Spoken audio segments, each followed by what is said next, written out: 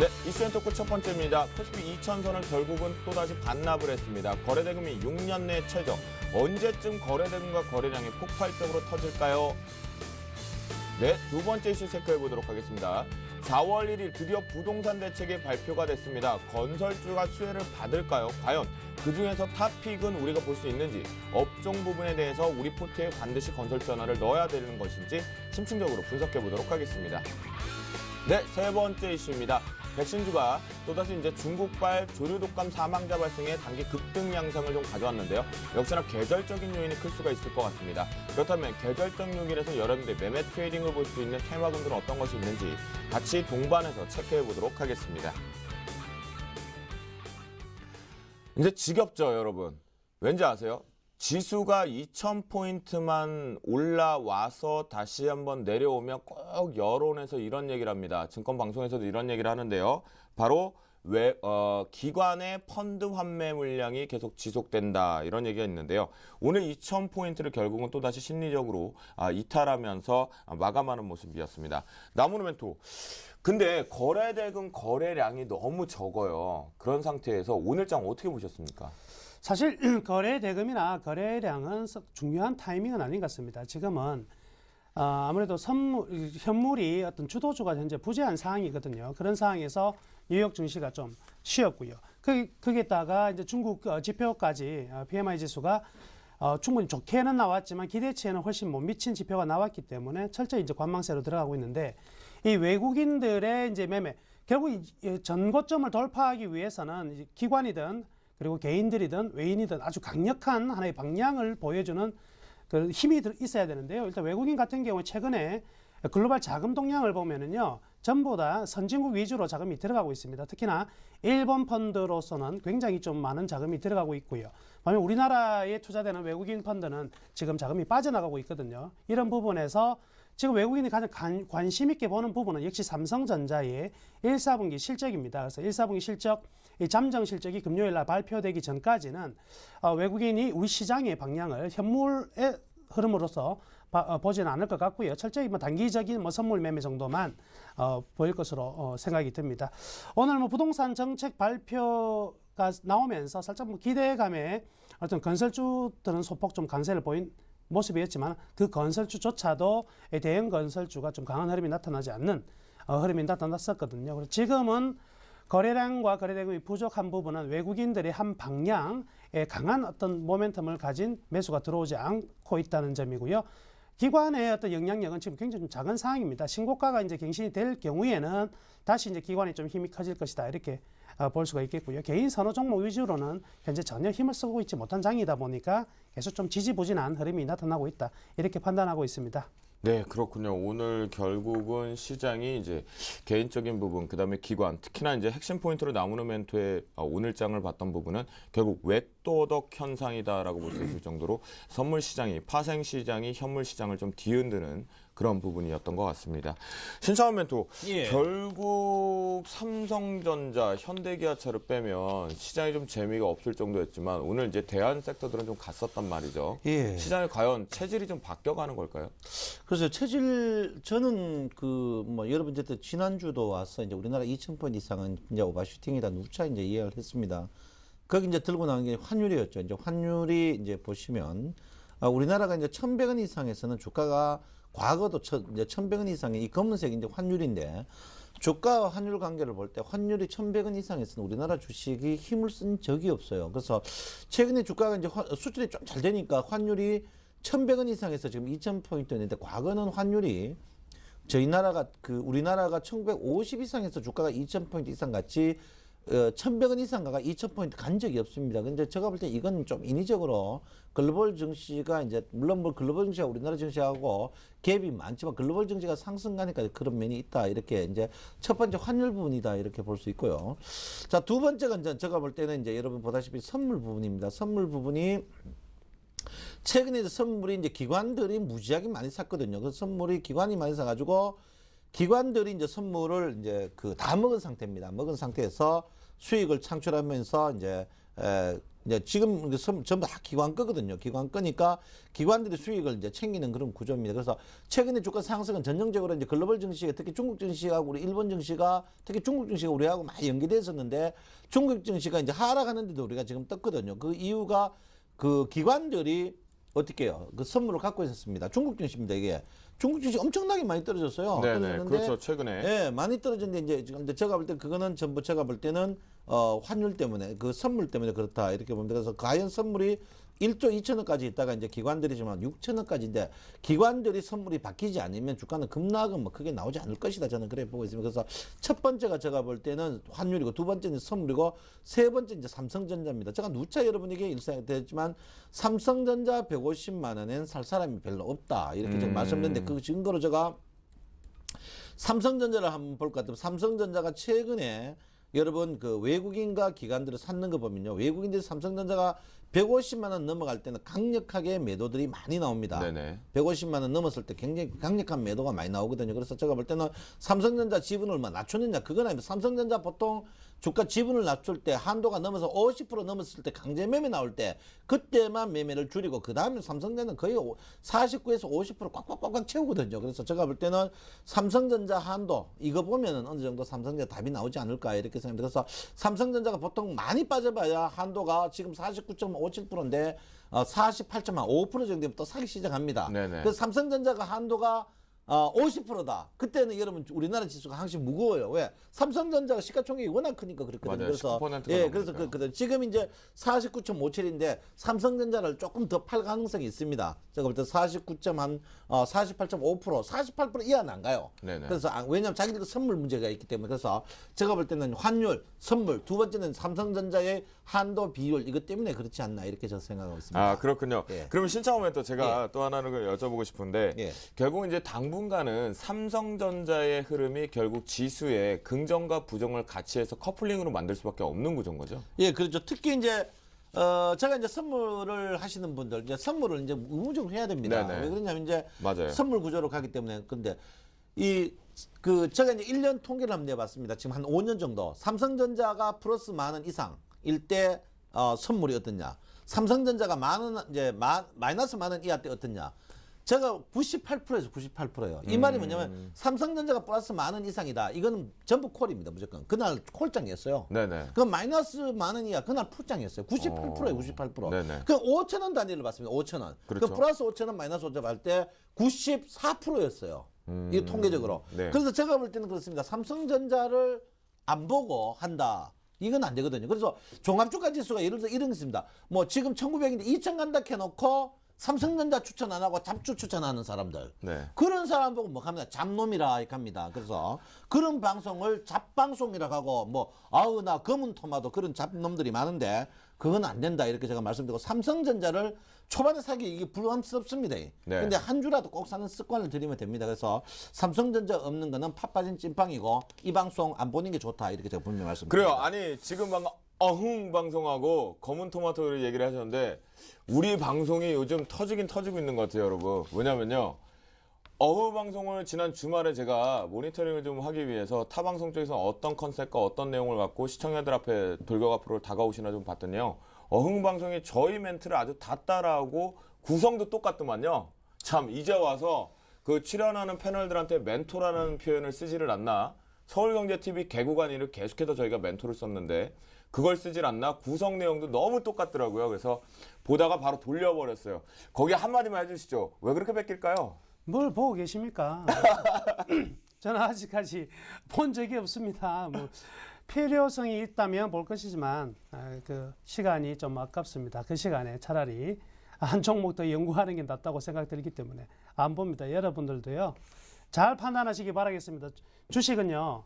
결코 연습이 없습니다. 항상 실전이기 때문에 그 판단, 전문가를 어떻게 판단하는 그 기준을 세우느냐 굉장히 중요합니다. 그래서 제가 저의 어떤 캐치프레이즈가 좋은 종목보다는 좋은 전문가다. 좋은 종목 잡아서 한 번에 큰 수익을 낼 수 있을지언정 좋은 전문가를 만나지 못하면은요. 그런 좋은 종목들 가지고 수익 내는 거는 반드시 어느 한계에 봉착한다. 이렇게 말씀해 드리겠습니다. 저도 역시 동의하는 부분입니다. 결국 멘토로 어떤 분을 만나서 계좌는 누구나 승천할 수 있습니다. 하지만 교육적인 측면에서 자신이 이제 다시 독립할 수 있는 시기를 가져갈 수 있느냐 없느냐를 본다면 이 두 분 나무누 멘토와 신창환 멘토는 충분히 배울 수 있는 그런 가치적인 매력이 충분히 발산되는 분들이다라는 생각이 듭니다. 제가 두 분한테 그 전에 한번 여쭤보겠습니다.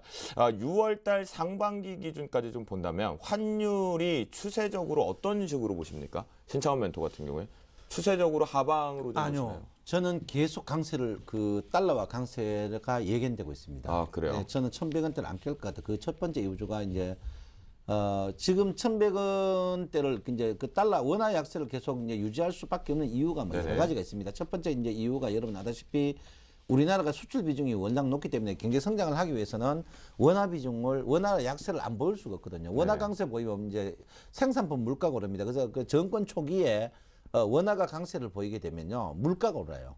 네네. 그래서 물가 발목, 수출 이런 부분에 대해서 그렇고요. 사실 원화 강세 때문에 원화 약세 때문에 사실 외국인들이 이제 주식 팔고 나가는 우리 남 원장님 말씀드렸지만 파가는 우리 저때 굉장히 손해나는 부분이 또 있습니다. 근데 지금 정권 초기에는 물가라든지 이런 그 민심 부분에 대해서 계속 그 중요시 여기고 또 박근혜 정부가 지금 계속 그 지지율이 떨어진다 하거든요. 그럼 떨어지기 위해서는 어쨌든 간 이명박 정부 같은 경우에는 뭐 4대강 해가지고 실업률 때리겠다 이랬는데 박근혜 정부는 사실 구체적인 게 별로 없어요. 왜? SOC 하려고 했긴 해 뭐 그렇고 할 것도 별로 없고 그러니까 이제 복지를 가는데 복지에 가장 그대 돈을 주더라도 어떻게 물가가 오르면 안 된단 말이야. 기초적인 물가. 그래서 제가 볼 때는 원화는 제가 6월 초까지 계속 약세를 보일 가능성이 원화 약세로? 원화 약세를 보일 가능성이 높다. 원화 약세란 말은 뭡니까? 1달러당 1,000원이 아니고 1,100원이 약세입니다. 적으세요. 그래서 그렇죠. 제가 볼 때 그렇지 않다 이렇게. 맞아요. 그래서 원화 약세 때 보통 우리나라 주가가 항시 거래량이 적고 힘이 없었다. 이렇게 제가 분명히 말씀드리겠습니다. 참 독설가인데요. 얘기를 하다가 멘트로 오늘은 또 조금 자신 있게 얘기를 하시다 보셨어요? 적으세요. 원화 약세. 역시 포인트가 있으시죠. 방송을 아세요. 좀 소리만 안 지르면 참 좋겠는데 이보다. 나무누 멘토 상반기의 환율 추세 어떻게 바라보십니까? 저는 조금 다른 생각을 가지고 있는데요. 일단 이번 주 같은 경우에 이제 BOJ죠. 일본 중앙은행의 어떤 양적 완화가 좀 강하게 전개될 가능성이 많을 것 같습니다. 그렇기 때문에 이제 엔화가 우리나라 대비 훨씬 약세를 보이면서 우리가 일단 원엔 같은 경우에는 원엔 같은 경우는 계속적으로 좀 떨어질 가능성이 좀 높다. 다만 이제 달러화에 대해서는요. 우리나라가 충격이 좀 과도하게 들어올 가능성은 별로 없다 이렇게 생각을 하는데요. 궁극적으로는 우리나라 원화가 계속적으로 좀 강세 기조를 보이지 않을까. 그래서 1,100원, 지금 이제 1,114원 정도 하는데요. 1,100원 정도까지는 순간적으로 터치하고 그 밑으로 살짝 하회할 수 있는 정도. 즉 추세적으로는 조금씩은 원화가 좀 더 강세를 보일 가능성이 좀 있다 이렇게 말씀해 드리겠고요. 문제는 이제 엔화가 어느 정도 이제 약세를 보이느냐가 우리 경제에 이제 실질적으로 좀 큰 충격이 있을 것인데요. 이 엔화의 충격은 달러에 대한 충격보다는 좀 더 가속화될 가능성이 좀 크다. 저는 이렇게 전망하고 있습니다. 그래요. 결국은 이제 두 분의 의견이 서로 상반되는 의견인 것 같은데요. 신창환 멘토 같은 경우는 상반기 6월까지의 기준으로 봤을 때 원화 약세 쪽으로 본다. 결국은 이제 수출주 중심 쪽으로 좀 집중력을 봐야 된다라는 관점일 것 같겠고요. 하지만 나무누 멘토 같은 경우 아니다. 원화 강세 쪽으로 좀 보고 있다라는 부분이면 원화 강세라는 건 음식료 쪽을 비롯한 유틸리티나 이쪽으로 좀 매매 포인트가 잡아야 되지 않나 그런 생각이 듭니다. 여러분들 적으셨죠? 1,000원에서 1,100원으로 가는 것은 원화가 약세로 가는 것이다라는 거 체크포인트. 디커플링 반대 가거든요. 헷갈리시기 때문에 그런 거 적어놓고 다시 한번 자료를 좀 인터넷을 통해서 서핑을 해보시는 건 어떤가라는 생각이 듭니다. 두 번 우리가 이슈를 또 다시 한번 체크를 해보겠는데요. 유가증권 시장 자체에 거래 대금이 이렇게 너무나 없습니다. 그냥 큰일 날 정도다라는 생각이 드는데요. 오늘 거래 대금 같은 경우는 3조 원 부분에도 미치지 못했어요. 올해 들어 또다시 계속해서 최저치를 계속해서 갱신하고 있는 모습인데 과연 이 거래량 저조 배경 그다음에 향후의 거래량과 거래 대금이 폭발적으로 나오려면 그 전제 조건은 무엇인지 나무누 멘토.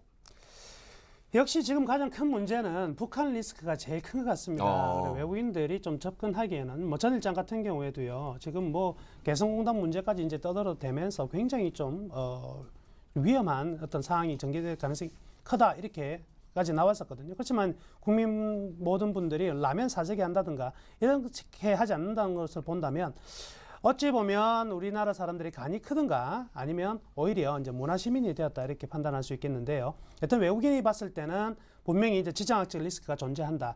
최근 이머징 마켓뿐만 아니라 아시아 전역에서 지금 외국인의 경우에는 순매수를 보이고 있거든요. 우리나라만 오히려 순매도를 보여주고 있는 부분은 역시 이런 지정학적 리스크가 있다 이렇게 볼 수가 있고요. 역시 네. 이제 주도주가 없는 것도 하나의 분명히 이유가 될 것입니다. 아, 주도주가 없는 것이 부재다. 그렇죠. 네. 그리고 이제 뭐 유럽 중앙은행과 그리고 일본 중앙은행의 이 통화정책 회의 등이 좀 남아 있기 때문에 이런 이벤트를 좀 기다리고 있는 부분이 있겠고요. 네. 역시 아까 말씀해드렸다시피 우리나라 시가총액이 가장 많은 비중을 차지하고 있는 삼성전자가 1, 4분기 이 잠적 실적치를 발표를 할 것인데 과연 전년 대비 실적이 어느 정도 나올 것인가? 삼성전자는 1, 4분기 실적보다는 2, 4분기가 좋고요. 2, 4분기보다 3, 4분기가 좋고 3, 4분기보다 4, 4분기가 좋거든요. 근데 지금 벌써 1, 4분기 실적 잠정치가 나오지 않은 상황인데도 흘러나오는 이야기는요.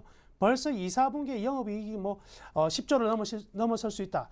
이런 이야기들이 막 나오는데 오히려 조금 지금 너무 앞서 나가는 부분이 아닌가 이렇게 판단할 수 있겠고요. 역시 잠정 실적이 나올 때 삼성전자가 뭐 추가적인 동력을 가질 수 있느냐 아니면 계속적으로 이 시장에서 좀 쉬어가면서 시가총액 비중이 떨어지느냐의 어떤 그 방향이 나타날 것으로 판단합니다. 맞아요. 빠르면 이 전기전자 같은 경우는 삼성전자를 필두로 시작해서 1분기는 비수기적인 성향을 좀 갖고 있잖아요.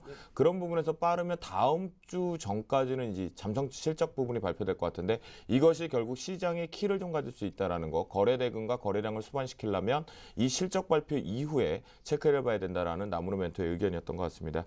신상호 멘토, 왜 이렇게 거래량 거래대금이 한산할까요? 글쎄요, 저는 이거를 여러분한테 이제 2년 전부터 예언했고요. 아, 그래요? 예, 수익을 말하다 해서 제가 분명히 이야기를 했습니다. 저는 그때 뵌 적이 없어갖고. 그래요, 아니요, 수익을 말하다 녹화가 다 되어 있습니다. 그랬어요? 예. 네, 제가 보겠습니다. 예. 제가 이제 결정적으로 여러분한테 이제 말씀드리고 싶은 게 뭐냐면 이제 제가 볼 때는 외국인과 기관, 특히 기관이죠. 기관들이 개인들을 물을 너무 먹였다 까놓고 물을 너무 먹였다 이게 이제 가장 문제입니다. 왜냐하면 개인들 갖고 있는 종목은 철저하게 소외를 시켰거든요. 그래서 주가가 여러분 아다시피 뭐 1,600에서 2,100, 뭐 2,200, 2,100을 가도 삼성전자 그러니까 기관들 자기 종목들만 갔단 말이에요. 그래서 개인들만 계속 소외시키는 그런 부분. 거기다가 코스닥 종목을 퇴출시킨 부분. 코스닥 종목 물론 그 퇴출 자체가 제가 볼 때는요. 그 회계사들이라든지 기자들이라든지 능지처참을 해야 됩니다. 제가 볼 때는 회계사 그리고 감독위원회도 능지처참을 해야 되고요. 거기 감독을 놓고 모한 부분에 대해서는 그런 거를 아무도 안 따지는 부분에 대해서 한번 짚고 넘어가야 되는 그런 부분이 아닌가 이렇게 생각하는데 제가 볼 때는 가장 첫 번째가 이 시장의 신뢰성을 잃어버렸다는 네, 거죠. 그렇죠. 시장의 이제 신뢰성을 잃어버렸다는 거죠. 그리고 이제 대표적인 게 거짓말이 제가 볼 때 오늘 만우절인데 우리나라 그 증권계의 증권 사상에 가장 큰 거짓말이 증권 업계에서 선물이 위험하다는 말. 이 말은 선물하시는 분 다 알 겁니다. 가장 국가적으로 이거는 거짓말이다. 근데 분명히 말씀드립니다. 선물을 안 해보고 선물은 모의 투자가 있으니까 여러분이 직접 해보세요. 주식을 공정합니까? 절대 공정하지 않습니다. 근데 선물은 공정한 게임이에요. 왜? 선물은 공정합니다. 선물을 해보고 이야기하시라고. 그래서 내가 볼 때는 오늘 만우절인데 국가적으로 이 증권계 우리나라 증권 역사가 거의 40년대인데 가장 큰 사기적이고 거짓말이 선물이 위험하다. ELW 옵션 위험합니다. 제가 볼 때는요. 그건 사기예요. 제가 ELW 2년 전에 설정할 때 사기다. 없애야 된다 할 때 거의 없어졌습니다. 옵션 사기라 했습니다. 제가. 그런데 선물은 아니에요. 직접 여러분이 내 말이 맞는지 모의 투자가 있으니까 모의 투자 10분만 하시면 내 말을 분명히 할 겁니다. 선물하셔야 됩니다. 자, 그래서 우리, 네. 더 합니다. 네네. 그래서 제가 볼 때는요. 여러분 제가 볼 때 그래요. 지금 돈들이 선물이 거래대금이 더 많습니다. 그러면 돈 있는 곳에 가야 되거든요. 그런 데 가야 되니까 지금 선물 시장이 사람들이 좀 한다는 분들이 주식에서 선물 시장 가버렸어요. 아하. 왜? 주식 시장 있어봐야 사기만 당하니까요.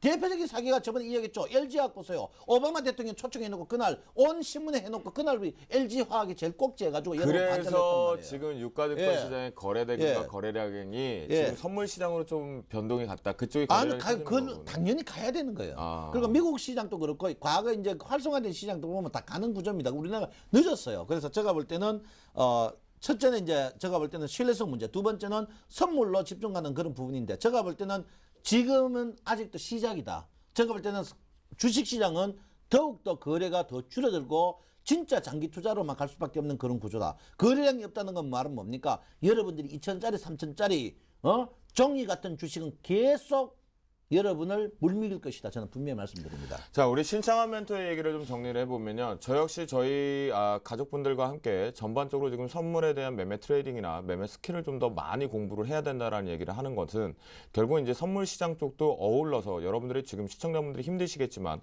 파생적인 매매 트레이딩도 좀 같이 병행을 해야지만 계좌를 승천하고 라이징 시킬 수 있는 구조가 좀 만들어지고 있는데요. 하지만 신창환 멘토가 지금 얘기를 정리하자면 주식 시장과 함께 선물에 대한 매매도 필요하고 현재 기준에서는 웹도적 현상이 많이 빈번하게 일어나기 때문에 선물 시장에 관심을 좀 가져야 된다라는 의견인 것 같습니다. 예, 결국 새 정부에서 또 다시 한번 부동산 대책을 거래 활성화에 대한 방안을 좀 내놨습니다. 결국 4.1 부동산 대책이다라고 얘기할 수가 있는데요. 과연 그 내용에 무엇이 있었는지 그리고 결국 증시의 영향이라고 하면 건설주일 것 같은데요. 그중에 우리가 탑픽은 뭘 봐야 되는지 나무는 선생님. 예, 오늘 그 발표된 4.1 부동산 대책의 가장 큰 골자 중에 하나는요. 네. 세계 최초 주택을 구입할 경우에 취득세를 한시적으로 이제 100% 면제한다는 내용이 있었습니다. 그렇군요. 또한 런투밸류죠. 예, 담보대출 비중인데요. 일단 50%에서 한 70%로 완화하고요. 그리고 또 하나의 내용이 이제 보금자리 주택을 이제 축소하겠다는 내용이 나왔습니다. 네. 제가 생각할 때는요, 이 정책은 정말 좀 우스운 정책이 아니겠나 이렇게 생각을 하는데요. 첫 번째, 지금 사람들이 집을 사지 않는 것은 취득세 2% 때문에 집을 안 사는 것이 아닙니다. 지금 2% 때문에 사는 것이 아니라 실질적으로 공급이 많다는 것이고요.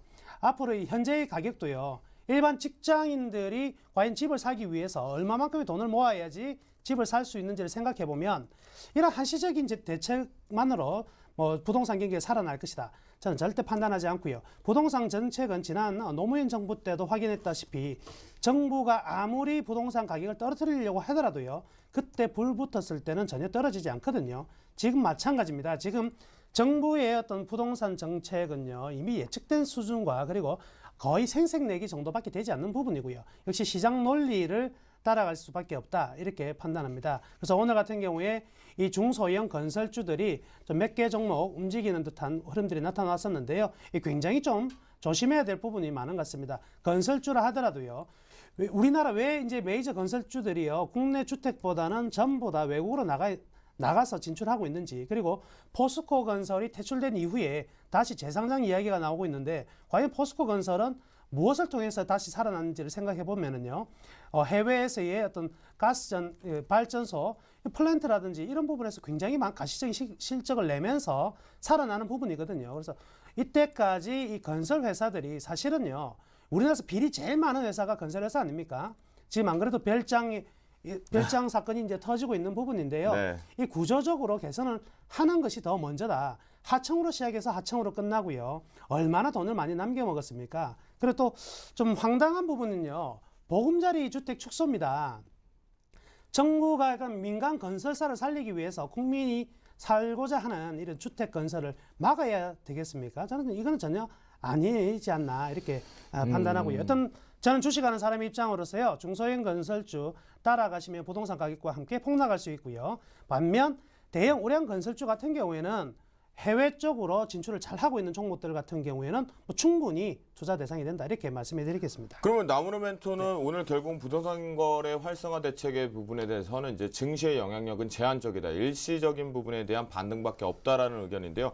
그래도 이 부분에서 우리가 유망주로 탑픽을 뽑는다면 종목을 좀 언급해 주신다면요. 역시 경쟁력과 해외 건설력이죠. 그래서 삼성물산이라든지 현대건설, GS건설 이런 종목들 같은 경우에는 지금 좀 자리를 잡아가고 있는 단계가 아니겠나 싶고요. 그래서 이들 종목에 대한 중장기 비전을 가진 어떤 포트폴리오 매수 같은 경우는 전혀 문제가 없는데요. 기타 지금 관리 종목에서 들어가 있는 종목들 어떤 철저히 좀 배제를 해야 되지 않나 이렇게 말씀해드리겠습니다. 그렇군요. 결국은 작은 종목군들에서는 건설 종목 같은 경우는 절대로 쳐다도 보지 말자. 부동산 가격에 뚝 떨어져서 저 지하실 가는 것처럼 여러분들의 계좌도 발생이 될 수 있다는 부분이고 해외 수주 쪽 국내의 SOC 사업 쪽에 대한 기대감을 보다는 현대건설과 삼성물산과 이렇게 해외적인 수주 모멘텀을 가지고 있는 건설주에만 긴 호흡으로 가져갈 필요가 있다. 포트폴리오 구성이 중요하다. 나무르 멘토의 의견이었던 것 같습니다. 신창호 멘토, 결국 내용을 우리가 살펴봤으니까요. 탑픽 종목 그리고 과연 이 건설주는 포트에다 넣을 만한 매력이 있는 걸까요? 예, 그 앞에부터 이야기를 좀 해야 네. 되겠습니다. 제가 볼 때는요, 건설주가 이제 뭐 양면성을 갖고 있습니다. 우리나라 여러분 아다시피 이제 20%죠. 우리나라 한 20% 가까이 뭐 많을 때 23%. 뭐 적을 때는 15% 국민 총생산이 건설주에 있습니다. 그 실업률 부분도 있거든요. 이 건설주가 사실 정부 입장은 골치 아픕니다. 굉장히 골치 아픈 부분이죠. 왜냐하면 이제 건설을 활성화하자니 뭐 말이 많고 안 하자니 인프레이 되고 이렇습니다. 그런데 이제 그 참 제가 느끼는 거는 뭐냐면 그 화장실 갈 때하고 화장실 알 때 틀린다. 네, 그걸 섣불리 이거 보금자리 주택 축소 이 박근혜 대통령도 집 있으니까 이런 생각을 갖는 것 같아요. 이 근본이 아예 참 안 되는 거예요, 이거. 예? 그리고 제가 볼 때는 우리 정부에서 통계 중에 제일 엉터리 통계가 이제 주택 전세 뭐 비율이나 주택 상승 비율 그런 통계네. 그 사람만 누가 낸지 한번 그 사람 전세 사는지 집에 사는지 한번 묻고 싶어요, 그게. 전세금이 얼만큼 올렸는데 어디가 전세 한 번 1년 기간 2억짜리가 3억 오르는데 어디가가 1억을 구합니까? 뭐 한 도둑질합니까, 여러분처럼? 그래서 제가 볼 때는요, 보금자리 축소, 건설회사 살리려고 뭐 서민들 다 죽이려고 합니까, 지금? 택도 아닌 소리 하고 있다. 이래가지고 말이야, 다음 말이야, 선거 되면 보금자리, 싼 건설주, 주택 한 주에 다 임대주택 준다 해놓고, 정권 잡으면 말 좀 바꿔 아프고, 그래, 보이스 왜 되는 거 앞으로? 자, 지금 저희가 뭐 정책적인 부분을 말씀을 좀 하자라는 얘기 아니고요. 이 부분이 이제 증시에 대한 종목의 영향력이 있느냐는 부분인데, 그러면 우리 예전에 신창호 멘토 이런 얘기를 해주셨어요. 건설주를 굳이 집어넣으려면 해외 수주나 해외적인 모멘텀을 갖고 있는 종목만 보자. 대형주 쪽만 보자라고 하셨거든요. 예. 그 의견은 여전히 지금 동의를 하시는 예, 거죠? 여전히 동의하고 건설주 앞으로 이러면 절대 안 됩니다. 건설주 물론 건설주 자체 살려야 돼요. 근데 이제 건설주 사실 우리나라 건설주가 너무 많았습니다. 맞아요. 많고 전체적으로 제가 볼 때는 콘크리트 한 평에 3천만 원이 뭡니까? 콘크리트 뭐 금으로 만들었습니까? 금박이 했습니까? 그 돈 다 누가 먹었어요, 그거? 제가 볼 때 절대적으로 건설 그래갖고 두 번째는요, 건설주는 어쩔 수 없이 빠집니다. 왜 그러냐? 우리나라 인구 구조 자체가 빠질 수밖에 없거든요. 그리고 건설이 가격이 너무 비싼데 뭐 집을 못 사는데 누가 살락하겠습니까? 그래서 제가 볼 때는 그래요. 보금자리 축소, 이거 축소 많이 해보이소. 다음에 뚝 떨어질 거니까. 그래서 제가 볼 때는 어쨌든가 내려가는 건 대세입니다. 오를 때 대세듯이 국민을 위하고 바보라 해놓고 역대 대통령 중에 집값 제일 많이 올랐어요, 바보가. 자, 이제 그러니까, 여기서 정리하고요. 예, 아니요, 그러니까 됐습니다. 네. 제가 볼 때는요, 내려가는 거 잡지 마세요. 그냥 놔두세요, 내려가게. 그래야 집 없는 사람 집 살 거 아닙니까? 내려가게 놔둬야 됩니다. 네, 알겠습니다. 여기서 이제 건설주 영역은 결국은 두 분 다의 의견은 이번에 이 부동산 대책이 나왔다고 하더라도 시장의 영향력은 미비하다. 즉 투자 트레이딩 관점에서는 별로 없다라고 보실 수가 있겠다라고 말씀드리도록 하겠습니다. 자, 세 번째 마지막 이슈를 좀 보도록 하겠습니다. 결국 또 계절적인 부분의 트레이딩 관점을 봐야 돼요. 어떻게 보면 우리 코스닥 시장에서 개인 투자자들께서 어쩜 반가운 소식일 수도 있지 모르겠는데요. 오히려 이게 또 독이 될 수 있습니다. 약인 것 같았으면 독이 될 수 있을 것 같은데요. 중국에서 조류 인플루엔자 감염된 환자가 사망됐다는 소식이 또다시 언급되면서 국내 백신주들이 또다시 한번 단기적인 급등 양상대를 자체를 가져왔습니다. 과연 이 부분의 백신주를 트레이딩 관점으로 봐도 되는 것인지 또는 이제 중국발 황사 또는 미세먼지 관련돼서 뭐 청정기 쪽 이쪽의 매매 트레이딩을 봐도 되는 것인지 나무르 멘토 어떻게 생각하십니까? 또 미소를 보니까 아이고 이것도 아닌 것 같아요. 참 오늘 그 중국 신종 인플루엔자 감염 환자 2명이 사망했는데요. 네. 중국은요 신종 인플루엔자만 사망하는 게 아니라 지나가다가 넘어져서 사망하는 사람이 더 많을 겁니다. 해마다 되풀이 되는 이런 내용은요. 누가 기사를 쓰는 것 같아요. 어떤 종목을 올리기 위해서. 그렇군요. 이 거의 뭐 전혀 생각지도 않은 부분이거든요. 요즘에 국내의 어떤 그 프로 하나가요. 사람이 계속 죽는 아주 사소한 데서 이제 자다가 죽고 뭐하다 죽고 이런 프로가 있는데요. 그거 보면 정말 세상 위험한 것 같습니다. 그렇지만 그렇지 않거든요. 그래서 철저히 테마성 기사다 이렇게 볼 수 있으니까요. 사실 테마성으로 올라간 오늘 종목들 상한가 치는 종목들 몇 종목들 검색해 보니까요. 정말 정말 투자할 수 없는 기업. 오히려 이 종목 사다 보면 이 종목 사시면은 오히려 사시는 분이 조류 인플루엔자 걸릴 가능성이 크다. 이렇게 생각이 들 정도로 너무 안 좋더라고요. 그래서 이런 테마성 종목에서는 철저히 배제를 해야 되고요.